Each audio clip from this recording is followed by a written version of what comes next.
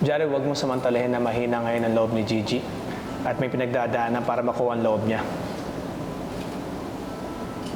Ibang klase ka rin eh, no? Tamang hinala ka na naman. So you deny Hindi ako nagtitake advantage kay Gigi. Gusto ko lang talaga siyang tulungan. So you deny na gusto mo siya? Hindi. Aaminin ko. Mahal ko pa din si Gigi. Pero may ibang bagay ngayon na mas importante kesa i-pursue ko siya. Kaya pwede ba? Tigil-tigilan mo yung pagsiselos mo. Hindi ako nagsaselos. Pero I admit, mahal ko si Gigi. Pero tama ka. Hindi mahalaga ngayon yun. Kailangan natin magtulungan para mahanap ang kapatid mo. Para mabigyan ng hustisya si Ma'am Luisa at si Gigi. When we accomplish that, doon tayo maglaban para sa puso niya. And may the best man win. Walang problema sa akin.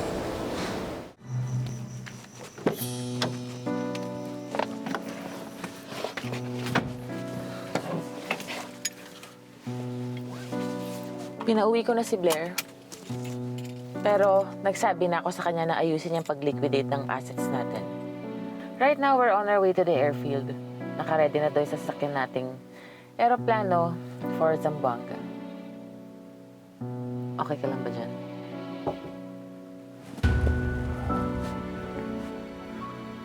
Okay lang ako. Konting tiis na lang. Makakalis na rin tayo dito.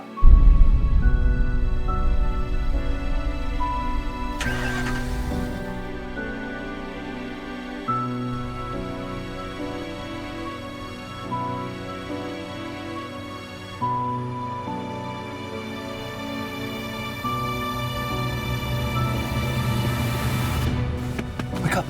Yo, I'm awake.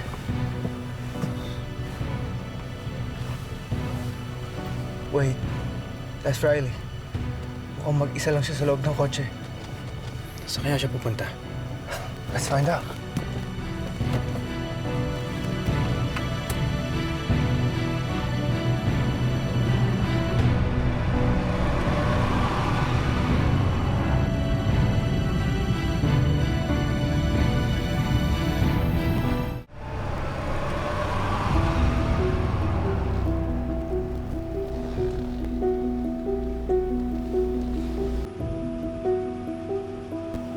Anong ginagawa dito ni Riley? Mukhang may planong umalis yung hipag mo. Ang tanong, mag-isa lang ba siyang aalis? Looks like no one's here. Riley's alone. Mukhang wala din dito si Kuya. Siguraduhin natin. Ma'am Riley. Na namang lahat? Opo, ma'am. Okay na po lahat. There's Riley with Norman. Anong hinihintay nila? Okay to come out.